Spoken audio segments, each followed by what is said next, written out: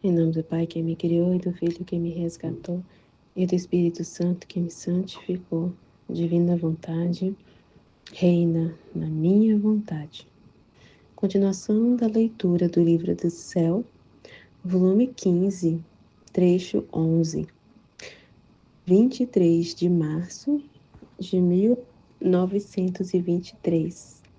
Dores da Celestial Mãe e como o Fiat Divino operou neles. Estava pensando nas dores de minha Mãe Celestial. E meu amável Jesus, movendo-se em meu interior, me disse: Minha filha, o primeiro rei das dores fui eu. E sendo eu, homem-deus, devia concentrar tudo em mim, para ter o primado sobre tudo, mesmo sobre as mesmas dores. As dores de minha mãe não eram outra coisa que os reflexos das minhas dores, que refletindo nela, participava-lhe todas as minhas dores, que transpassando-a, encheram-na de tal amargura e pena de sentir morrer a cada reflexo de minhas dores. Mas o amor a sustentava e lhe dava de novo a vida. Por isso, não só por honra, mas com direito de justiça, foi a primeira rainha do imenso mar de suas dores. Enquanto dizia isto, parecia-me ver minha mãe diante de Jesus, e tudo que Jesus continha, as dores e os traspassos de seu coração santíssimo, se refletia no coração da dolorosa rainha, e por cada um dos reflexos se formavam tantas espadas no coração da traspassada. Mas, mãe, e estas espadas eram seladas por um fiat de luz, na qual ela ficava rodeada em meio a tantos fiates de luz fugitíssima, que lhe davam tanta glória, que faltam as palavras para a narrar. Então Jesus continuou a dizer: Não foram as dores que constituíram rainha a minha mãe e a fizeram resplandecer de tanta glória, senão meu fiat onipotente, o qual entrelaçava cada ato e dor seus e se constituía vida de cada dor. Assim que meu fiat era o ato primeiro que formava a espada, dando-lhe a intensidade da dor que queria. Meu fiat podia colocar naquele coração trespassado quantas dores queria, adicionar feridas a feridas, penas sobre penas, sem a sombra da mínima resistência. Aliás, sentia-se honrada de que meu fiat se constituía a vida mesmo de um só batimento. E meu fiat deu-lhe a glória completa e a constituiu verdadeira e legítima rainha. Agora, quem serão as almas nas quais possa refletir os reflexos de minhas dores e de minha própria vida? Aquelas que terão por vida meu fiat. Este fiat absorverá nele meus reflexos, e eu serei magnânimo em participar do que meu querer obra em mim. Por isso, em minha vontade, espero as almas, para dar-lhes o verdadeiro domínio e a glória completa de cada ato e pena que possam sofrer. Fora de minha vontade, o obrar e o sofrer, eu não o reconheço, poderia dizer, não tenho que te dar. Qual é a vontade que te animou no fazer e em sofrer isto? Faça com que seja recompensado. Muitas vezes o fazer o bem e o sofrer, sem que minha vontade entre em meio, podem ser míseras escravidões que degeneram em paixões, enquanto só meu querer dá o verdadeiro domínio, as verdadeiras virtudes, a verdadeira glória de transformar o humano em divino. Trecho 12, 27 de março de 1923. Dores da vida sacramental de Jesus, graças com as quais nos previne para recebê-lo. Tendo recebido a comunhão, meu doce Jesus fez-se ver, e eu apenas o vi e me lancei a seus pés para beijá-los e me estreitar toda ele. E Jesus, estendendo-me a mão, disse-me: Minha filha, entre em meus braços e até dentro de meu coração. Cobre-me dos véus eucarísticos, para não infundir temor. Desci no abismo mais profundo das humilhações neste sacramento, para elevar a criatura até mim, fundindo-a tanto em mim, de formar uma só coisa comigo, e com fazer correr meu sangue sacramental em suas veias, constituir-me vida de sua batida, de seu pensamento e de todo o seu ser. Meu amor me devorava e queria devorar a criatura em minhas chamas, para fazê-la renascer como outro eu. Por isso quis me esconder sobre estes véus eucarísticos e assim entrar nela, para formar esta transformação da criatura em mim. Mas para que esta transformação acontecesse, eram necessárias disposições por parte das criaturas, e o meu amor, chegando ao excesso, enquanto instituí o sacramento eucarístico, assim punha fora de dentro da minha divindade outras graças, dons, favores, luz para bem do homem, para torná-lo digno de mim poder receber. Poderia dizer que pus tanto bem fora de ultrapassar os dons da criação. Quis agradecer-lhe primeiro para me receber e depois dar-me para lhe dar o verdadeiro fruto da minha vida sacramental. Mas para preparar com estes dons as almas, necessita-se um pouco de vazio delas mesmas, de ódio à culpa, de desejo de receber-me. Estes dons não descem na podridão, na lama, portanto, sem meus dons não tenho as verdadeiras disposições para receber. E eu, descendo nelas, não encontro vazio para comunicar a minha vida. Estou como um morto para elas e elas mortas para mim. Eu ardo e elas não sentem as minhas chamas. Sou luz e elas ficam nas cegas. Ai de mim, quantas dores na minha vida sacramental, muitas por falta de disposições, não sentindo nada de bem no receber-me, chegam a enjoar-me, e se continuo a receber-me, é para formar o meu contínuo calvário e a sua eterna condenação. Se não é o amor que as leva a receber-me, é uma afronta demais que me fazem, é uma culpa demais que agregam suas almas. Por isso reze e repara pelos tantos abusos e sacrilégios que se fazem ao receber-me sacramentado. Trecho 13, 2 de abril de 1923. A divina vontade é germe de ressurreição, a graça, a santidade e a glória. Na divina vontade está o vazio do obrar humano no divino. Os conhecimentos são os olhos da alma. Encontrando-me em meu habitual estado, meu sempre amável Jesus se fazia ver todo amável, majestoso e como envolto dentro de uma rede de luz. Luz mandava de seus olhos, luz saía de sua boca, de cada palavra sua, de cada batimento, de cada movimento e passo. Em suma, a sua humanidade era um abismo de luz. E Jesus, olhando para mim, uniu-me com esta luz, dizendo-me: Minha filha, quanta luz, quanta glória teve a minha humanidade na minha ressurreição. Porque no curso da minha vida nesta terra não fiz outra coisa senão fechar em cada ato meu, em cada respiro, olhar em tudo a vontade suprema.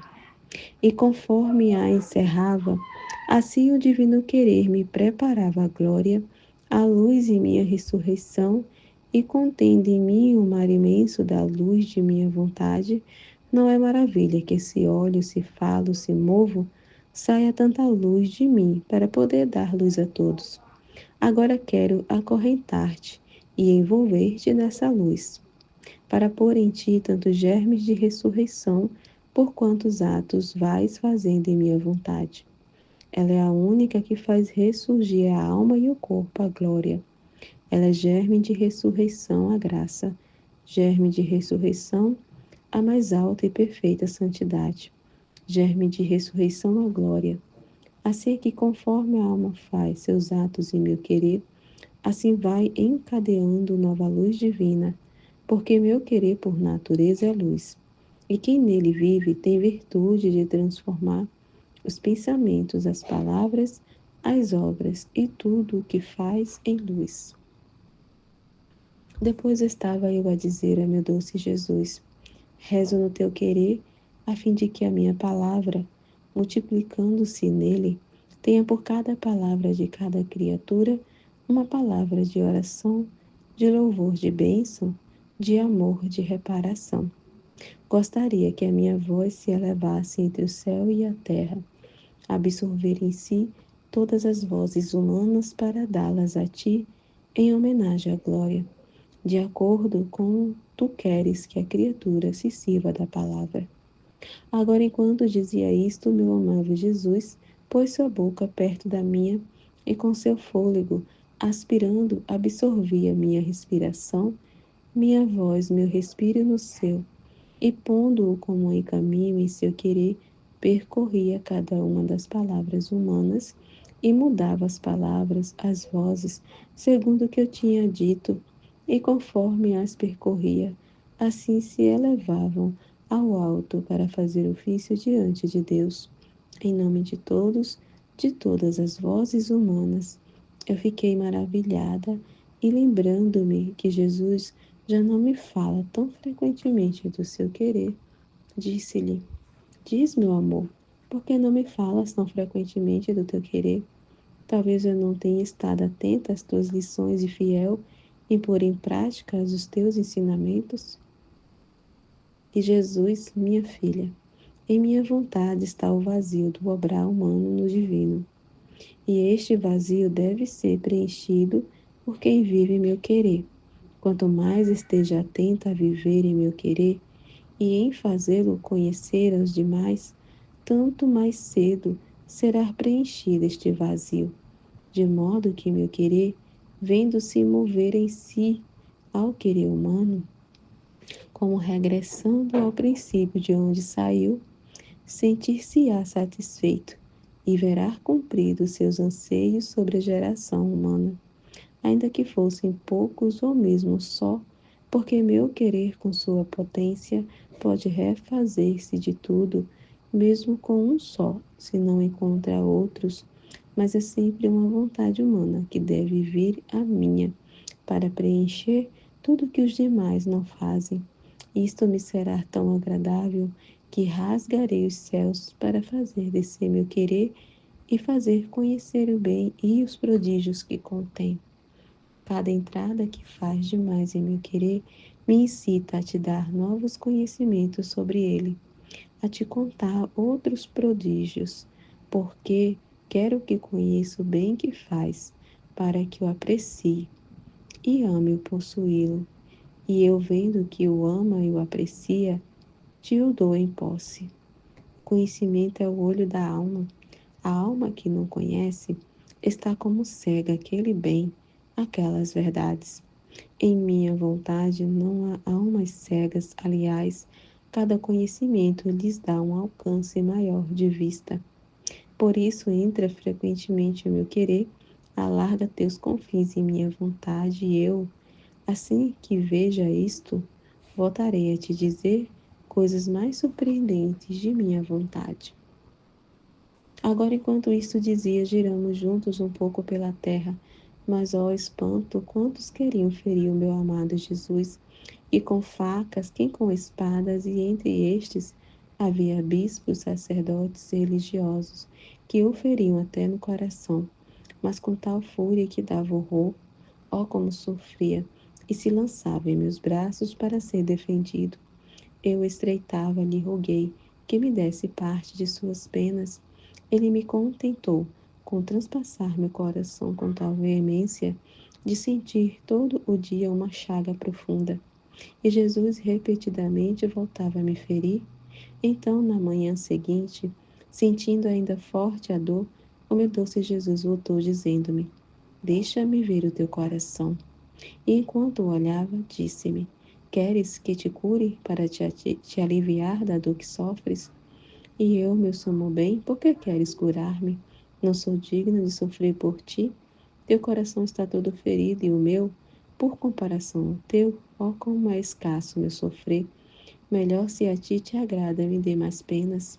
E ele, estreitando-me totalmente a si, continuou a trespassar meu coração como as dor, e deixou-me, seja tudo para a sua glória.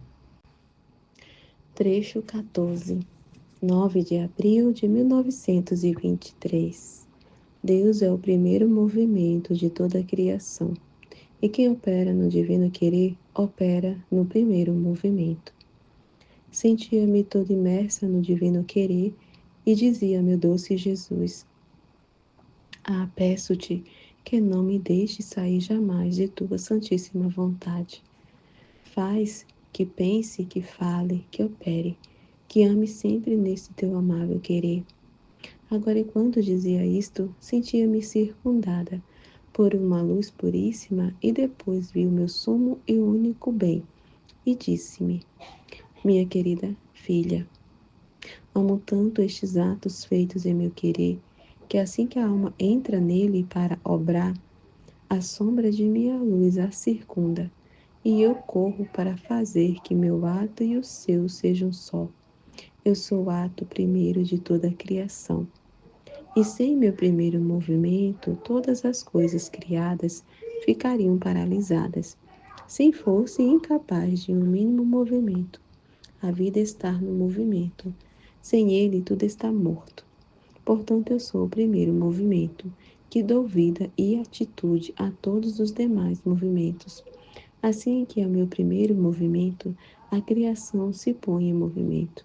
Acontece como numa máquina, ao toque do primeiro movimento da primeira engrenagem. Todos os outros se põem em movimento. Olhe então como é quase natural que quem obra em minha vontade se move em meu primeiro movimento, e obrando no meu, venha encontrar-se e obra no movimento de todas as criaturas. E eu vejo a criatura, sinto-a, porque correndo em meu próprio movimento e em todos os movimentos das criaturas, dá-me tantos atos divinos, por quantos atos humanos ofensivos fazem todas as demais. E isto só porque atuou em meu primeiro movimento. Por isso digo que quem vive meu querer me substitui por todos, me defende de todos e põe a salvo meu movimento, ou seja, minha própria vida. Eis porque o agir meu querer é o prodígio dos prodígios, mas sem estrondos, sem aclamações humanas, mas é meu verdadeiro triunfo sobre toda a criação. E sendo o triunfo todo divino, o humano se cala e não tem palavras adequadas para aclamar o triunfo de minha suprema vontade. Trecho 15, 14 de abril de 1923. Deus, ao fazer as obras que devem servir o bem geral, concentra numa criatura todo o bem que quer dar. Estava a pensar em tudo que meu sempre amável Jesus me vai manifestando acerca da sua santíssima vontade. E muitas dúvidas e dificuldades apareciam na minha mente, que não creio que seja necessário dizê-las aqui. Depois, movendo-se dentro de mim e apertando-me forte ao seu coração, disse-me: Minha amada, de minha vontade, tu deves saber que quando quero fazer obras grandes, obras em que toda a família humana deve tomar parte. Sempre e quando queira, é meu costume concentrar em uma só criatura todos os bens, todas as graças que esta obra contém, a fim de que todos os demais, como de uma fonte, possam tomar aquele bem por quanto queiram. Quando faço obras individuais, dou coisas limitadas, mas quando faço obras que devem servir ao bem geral, dou coisas sem limite. Isto fiz na obra da redenção, para poder elevar uma criatura a conceber um homem e Deus. Devia concentrar nela todos os bens possíveis e imagináveis. Devia elevá-la tanto de pôr nela o germe da mesma fecundidade paterna. E assim como meu Pai Celestial me gerou virgem em seu ventre, com germe virginal de sua fecundidade eterna, sem obra de mulher, e neste mesmo germe procedeu o Espírito Santo. Assim, minha Mãe Celestial, com esse germe eterno, todo virginal da fecundidade paterna, concebeu-me no seu seio virgem, sem obra de homem. A Trindade Sacrossanta deve ter dado o seu a esta Virgem Divina, para poder conceber a mim, Filho Deus. Jamais poderia conceber-me minha Santa Mãe sem ter nenhum germe. Agora, como ela era da raça humana, este germe da fecundidade eterna deu virtude de me conceber homem. E como o germe era divino, ao mesmo tempo me concebeu Deus. E assim como ao gerar-me, o Pai ao mesmo tempo procedeu o Espírito Santo.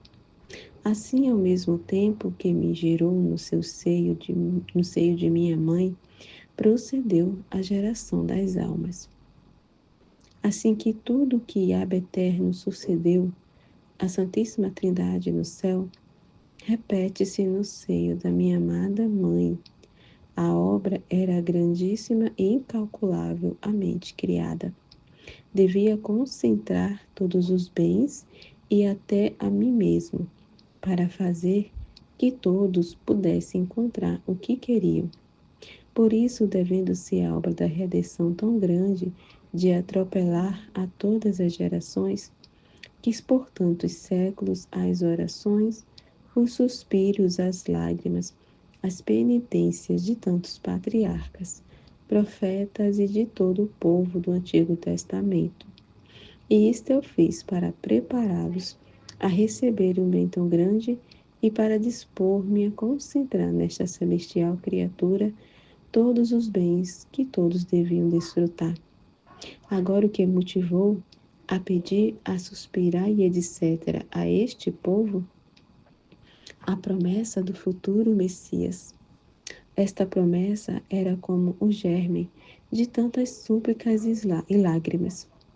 Se não tivesse estado esta promessa, nenhum teria tido sequer um pensamento, nenhum teria esperado a salvação. Agora, minha filha, passemos à minha vontade. Você acredita que seja uma santidade como as outras santidades? Um bem e uma graça quase ao par das outras, que fiz durante tantos séculos aos outros santos e a toda a igreja? Não, não. Aqui se trata de uma época nova, de um bem que deve servir a todas as gerações. Mas é necessário que todo este bem o concentre primeiro numa só criatura, como fiz na redenção, concentrando tudo em minha mãe. Olhe um pouco como as coisas vão quase iguais. Para fazer vir a redenção e dispor as almas a isto, fiz a promessa do futuro Messias, a fim de que, como esperá-lo, não só se dispusessem, mas pudessem encontrar também eles no futuro Redentor sua salvação. Agora, para dispor as almas a viver em meu querer e dar-lhes parte dos bens que ele contém e fazer regressar ao homem sobre o caminho de sua origem, como foi criado por mim, quis ser o primeiro a rogar, fazendo ressoar minha voz de um ponto ao outro da terra. e até no alto do céu, dizendo: Pai nosso que estás nos céus. Não disse meu Pai, mas chamei-lhe Pai de toda a família humana, para o comprometer naquilo que devia acrescentar. Que todos santifiquem o teu nome, a fim de que venha o teu reino sobre a terra, e a tua vontade se faça como no céu, assim na terra. Era esta a finalidade da criação, e eu pedi ao Pai que se cumprisse. Quando eu orei, o Pai cedeu às minhas súplicas e formei o germe de tanto bem. E para fazer conhecer esse germe, ensinei aos apóstolos a minha oração, e estes a transmitiram a toda a igreja, a fim de que, assim como o povo do futuro Redentor encontrava a salvação nele, e se preparavam para receber o Messias prometido. Assim, com este germe formado por mim, a igreja roga e repete tantas vezes a minha mesma oração e se dispõe a receber, que reconheçam e amem o meu Pai Celestial como o Pai deles, de maneira a merecer ser amados como filhos e recebam o grande bem de que a minha vontade se faça como no céu, assim na terra. Os mesmos santos formaram sua santidade neste germe e nesta esperança de que minha vontade se faça, como no céu, assim na terra. Os mártires espalharam seu sangue. Não há bem que não derive deste germe. Assim que toda a igreja roga, e assim como as lágrimas, as penitências, as orações para ter o Messias eram dirigidas àquela Virgem Célcia, a qual devia dispor para concentrar tanto bem, para poder receber o seu Salvador, se bem que não conheciam quem fosse, assim agora, a igreja, quando recita o Pai Nosso, é propriamente por ti que roga, para fazer que concentre em ti todo o bem que contém o meu querer, o modo e como a vontade divina tem a vida na terra, como no céu. E embora não sejas conhecida, a igreja, fazendo eco à minha oração, seja feita a tua vontade, como no céu, assim na terra, roga-me, apressa-me a que concentre todo este bem numa segunda Virgem, a fim de que, como outra Salvadora, salve a humanidade em perigo, e fazendo uso de meu inseparável amor e misericórdia, ouça favoravelmente minha mesma oração, unida àquela de toda a Igreja, e faça o homem voltar à sua origem, a finalidade com a qual o criei, isto é, que minha vontade se faça na terra como no céu. É isto propriamente o viver em meu querer.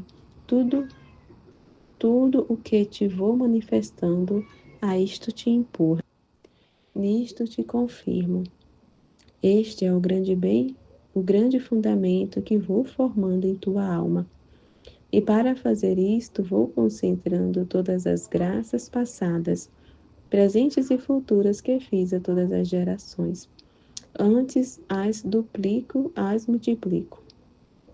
Porque sendo o meu querer a coisa maior, mais santa, mais nobre, que não tem princípio nem fim, para pôr na criatura é justo e digno, que concentre nela todos os bens possíveis, graças inumeráveis, pureza e nobreza divinas, a fim de que tenha o mesmo cortejo que tem no céu esta minha vontade.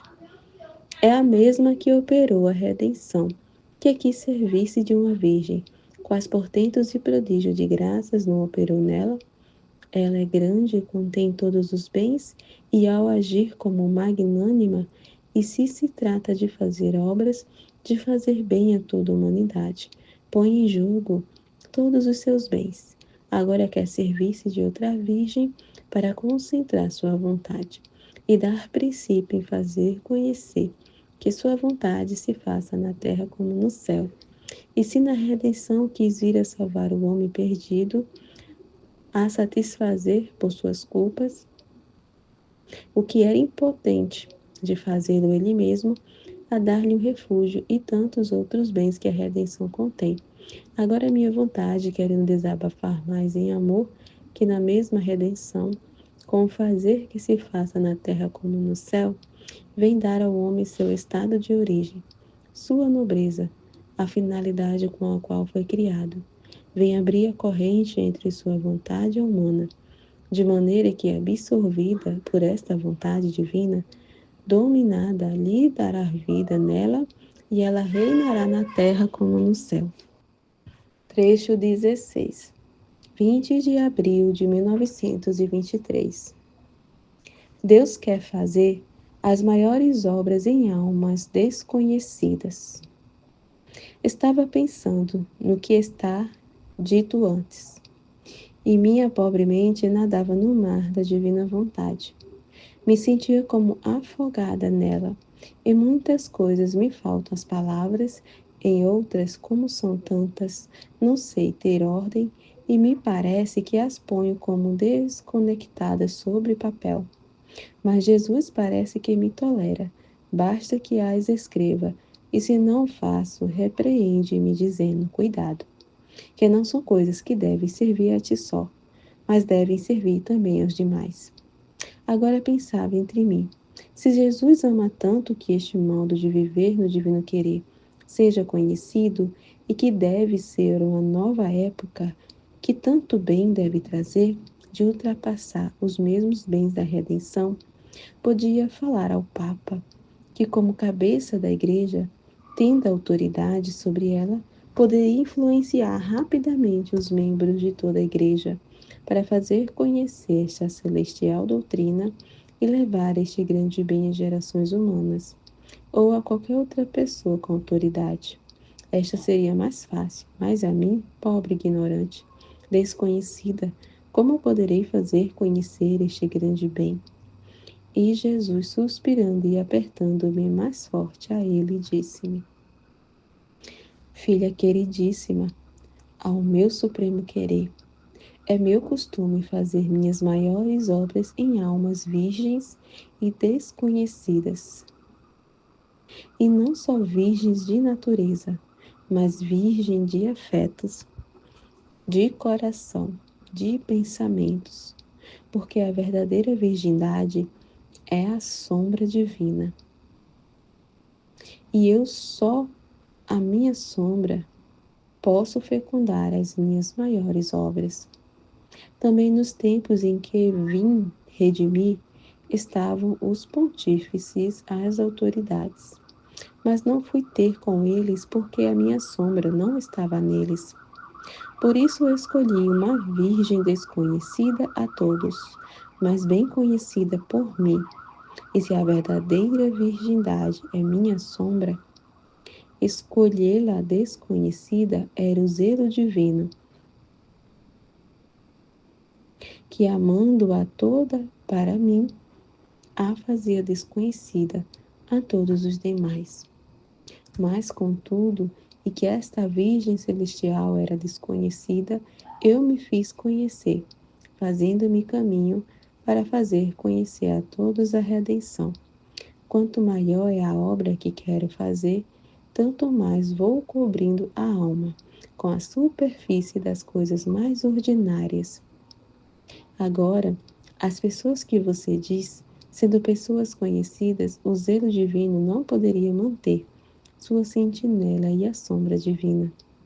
Como é difícil encontrá-la, e além disso eu escolho a quem me agrada. Está estabelecido que duas virgens devem vir em ajuda da humanidade. Uma para salvar o homem, a outra para fazer reinar a minha vontade sobre a terra, para dar ao homem sua felicidade terrena, para unir as duas vontades, a divina e a humana, e fazer delas uma só, a fim de que a finalidade pela qual foi criado o homem tenha seu pleno cumprimento. Eu me ocuparei em fazer-me caminho, para fazer conhecer o que quero. O que me interessa é ter a primeira criatura onde concentrar este meu querer e que nela tenha vida como no céu, assim na terra. O resto virá por si só. Por isso te digo sempre: dá-lhe teu voo em meu querer, porque a vontade humana contém fraquezas, paixões, misérias, que são véus que impedem entrar no querer eterno. E se são pecados graves, são barricadas que se formam entre a uma e o outro. E se o meu fiat, como no céu, assim na terra, não reina sobre a terra, é precisamente isto que o impede. Agora, a ti é dado quebrar estes véus, abater essas barricadas e fazer de todos os atos humanos como um só ato, na potência de meu querer, envolvendo-os todos e levá-los aos pés de meu Pai Celestial, como beijados e selados por seu próprio querer. Então, vendo que uma criatura cobriu toda a família humana com sua vontade, atraído e agradado, por meio dela, faça descer sua vontade sobre a terra, fazendo-a reinar como no céu, assim na terra. Trecho 17. 21 de abril de 1923. O ponto mais negro da sociedade presente. Esta manhã, meu sempre amável Jesus me transportou para fora de mim mesma, em um lugar onde se viam bandeiras tremulando no ar, audiências onde todas as classes de pessoas tomavam parte, também sacerdotes, e Jesus, como ofendido por tudo isto, queria tomar em sua mão as criaturas para triturá-las. E eu, tomando sua mão na minha, a tenho estreitado, dizendo-lhe: Meu Jesus, o que estás a fazer? Parece que não são coisas mais as que fazem, mas bem parece boas. Parece que a igreja se une com seus inimigos de antes, e estes não mostram mais aquela aversão a tratar com as pessoas da igreja, mas sim as chamam a abençoar as bandeiras. Não é isto um bom sinal? E você, em vez de agradecer, parece que se ofende. E Jesus, suspirando e extremamente aflito, me disse: Minha filha, como te enganas? Este é o ponto mais negro da sociedade presente. E a união significa que todos têm uma mesma cor. Os inimigos não têm mais temor ou horror de se aproximar-se das pessoas da igreja, porque não há neles verdadeira fonte de virtude e de religião.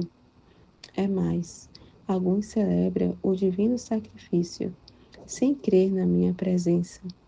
Outros, se acreditam, é fé sem obras, e sua vida é uma cadeia de sacrilégios enormes.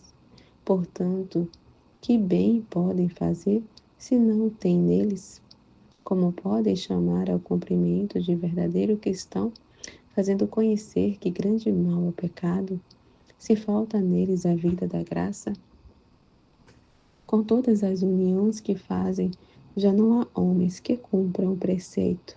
Portanto, não é a união do triunfo da religião, é o triunfo do partido, o qual, disfarçando-se, procura ocultar o mal que vão maquinando. É a verdadeira revolução que se esconde sob estas máscaras. E eu fico sempre o Deus ofendido, tanto pelos maus que fingem uma aparência de piedade, para reforçar seu partido, e assim poder fazer o mal mais grave, como pelas pessoas da igreja, porque tendo eles uma falsa piedade, já não são bons para atrair os povos a meu seguimento. São mais aqueles que os arrastam para estes. Pode-se dar um tempo mais triste que este? O fingimento é o pecado mais feio e o que mais fere meu coração. Por isso roga e repara. Trecho 18, 25 de abril de 1923. A vontade de Deus é o caminho real que conduz à santidade da semelhança do Criador.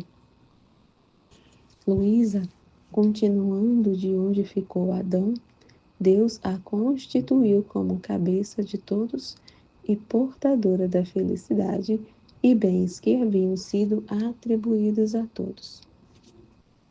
Estava rezando e meu doce Jesus veio, pondo-se junto a mim para rezar junto comigo. Mas bem sua inteligência se refletia na minha e eu rezava com a sua. Sua voz ecoava na minha e rezava com a sua palavra. Mas quem pode dizer os efeitos intermináveis desta oração? Depois o amado Jesus disse-me: Minha filha, quis rezar juntamente contigo para te reafirmar em minha vontade e te dar a graça de te encontrar ante a majestade suprema no ato da criação do homem. E como o dotamos de todos os bens, e sua vontade era nossa, e a nossa sua, tudo era harmonia entre ele e nós. O que queria tomava de nós santidade, sabedoria, poder, felicidade, etc. Era nosso protótipo, nosso retrato, nosso filho feliz. Assim que Adão, no princípio de sua existência, teve uma época em que cumpria a maravilha, a finalidade para a qual foi criado, provou o que significa viver do querer de seu Criador. Éramos felizes mutuamente ao ver reproduzir em nossa imagem nossos mesmos atos. Logo, assim que rompeu a sua vontade como a nossa, ficou dividido de nós. Portanto, os primeiros atos do homem estão em nossa vontade. E eu não quero outra coisa de ti, senão que venhas em nosso querer, para seguir de onde Adão deixou, para poder ligar em ti todas as harmonias que ele rompeu.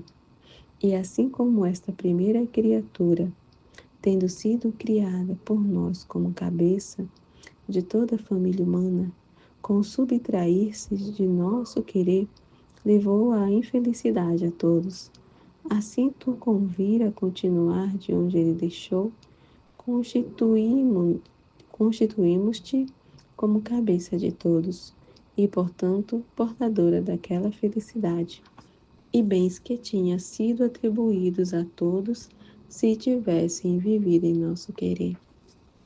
E eu, meu Jesus, como pode ser possível isto?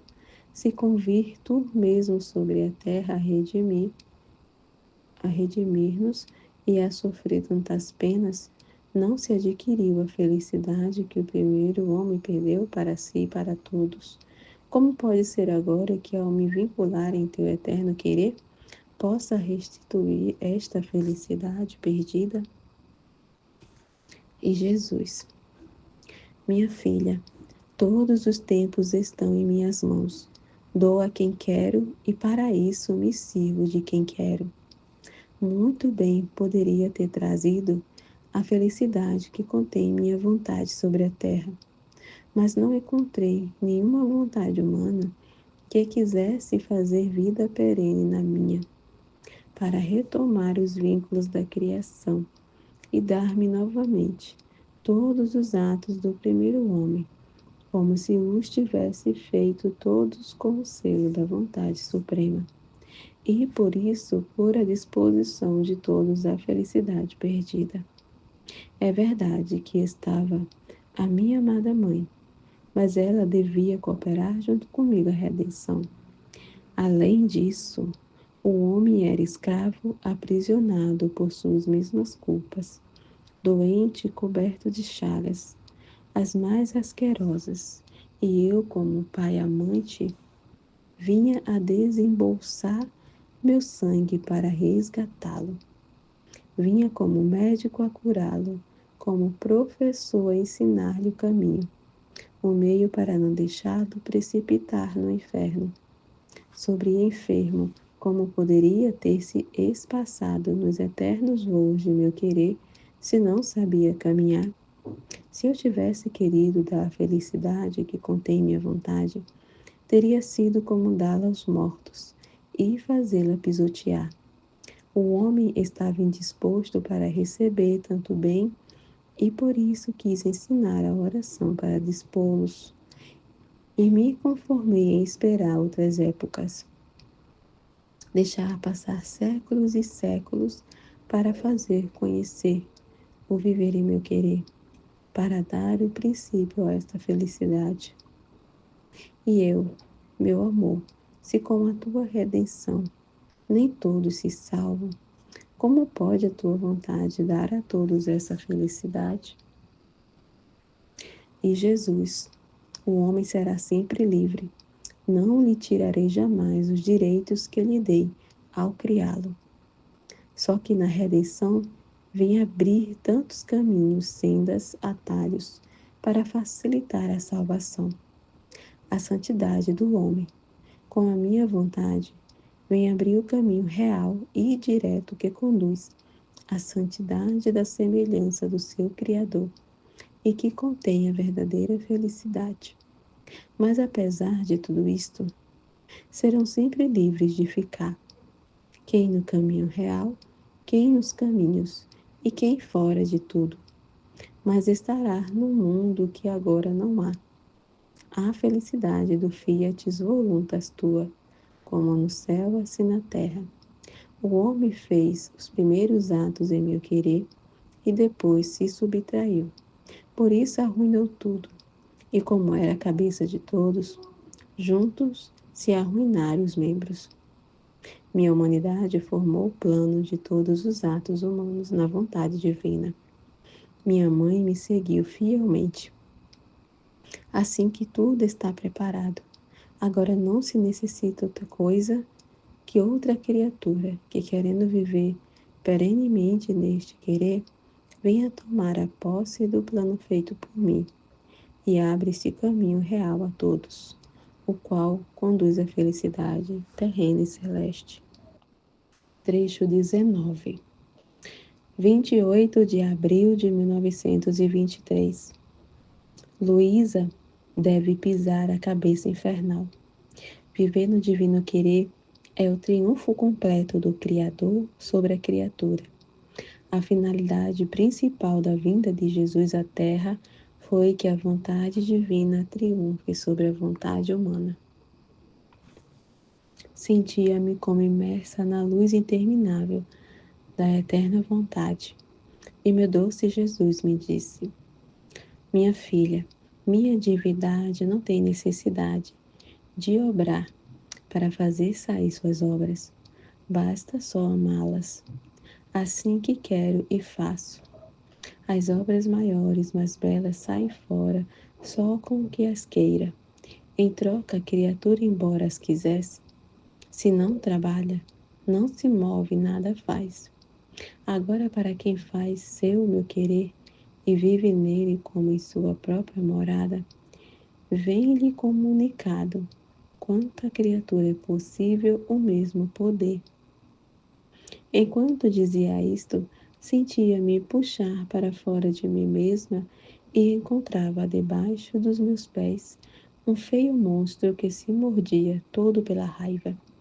E Jesus, estando perto de mim, acrescentou: assim como minha Virgem Mãe esmagou a cabeça da serpente infernal, assim quero que outra Virgem, que deve ser a primeira possuidora da vontade suprema, esmague de novo aquela cabeça infernal, para esmagá-lo e enfraquecê-lo, em modo de jogá-lo no inferno, a fim de que tenha pleno domínio sobre ele e não se aproxime a quem deve viver em meu querer.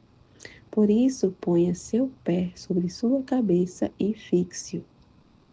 Eu ousadamente o fiz, e aquele se mordia demais, e para não sentir meu contato se escondia no mais obscuros abismos. Então Jesus disse: minha filha, tu acreditas que não é nada viver em meu querer? Não, não. Mas sim o todo, é o cumprimento de todas as santidades. É o domínio absoluto de si mesmo, de suas paixões e de seus capitais inimigos. É o triunfo completo do Criador sobre a criatura. Então, se ela adere e eu a faço viver no meu querer, sem querer conhecer mais o seu querer, não tenho mais nada para querer da criatura, e ela não tem mais nada para me dar. Todas as minhas ânsias estão cumpridas, realizados meus desígnios. Não resta mais que nos fazer felizes mutuamente. É verdade que vim à Terra para redimir o homem, mas minha finalidade principal foi que a vontade divina triunfasse sobre a vontade humana, pondo de acordo estas duas vontades, e fazer delas uma só, levando-a naquela vontade de onde tinha saído. Era esta a principal ofensa que meu Pai Celestial recebeu do homem, e eu devia ressarci-lo. De outra maneira, não lhe teria dado plena satisfação.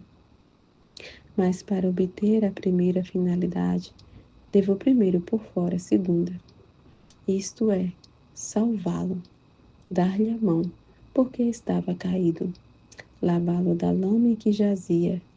Como eu poderia dizer, venha viver em meu querer, se era horrível ver-se e estava sob escravidão do inimigo infernal? Então, depois de ter obtido a segunda finalidade, quero pôr a salvo a primeira, que minha vontade se faça na terra como no céu, e o homem saído de minha vontade reentre de novo nela. E para obter isto, dou a esta primeira criatura todos os meus méritos, todas as minhas obras, os passos do meu coração palpitante, as minhas chagas, o meu sangue, toda a minha humanidade, para a dispor, para a preparar, para fazer entrar na minha vontade. Porque primeiro deve tomar o fruto completo da minha redenção, e como em triunfo, entrar em posse do mar imenso da minha suprema vontade. Não quero que entres como estranha, mas como filha, não pobre, mas rica, não feia, mas bela, como se fosses outro eu. Por isso quero concentrar toda a minha vida em você. E enquanto isso dizia, saíam dele como tantos mares que se derramavam sobre mim, e eu ficava dentro abismada, e ao mesmo tempo um sol que expandia sua luz, porque recebi o fruto completo da redenção, para poder dar o fruto completo do seu querer à criatura. Era o sol do eterno querer que festejava a entrada da vontade humana na sua. E Jesus, esta minha vontade divina cresceu como uma flor em minha humanidade, a qual eu transplantei do céu ao verdadeiro Éden de minha humanidade terrena. Germinou em meu sangue, brotou de minhas chagas, para fazer dela o dom maior à criatura. Não queres recebê-lo? E eu, sim, e ele, quero transplantá-la em ti, ama e deves saber guardá-la. Amém? Fiat.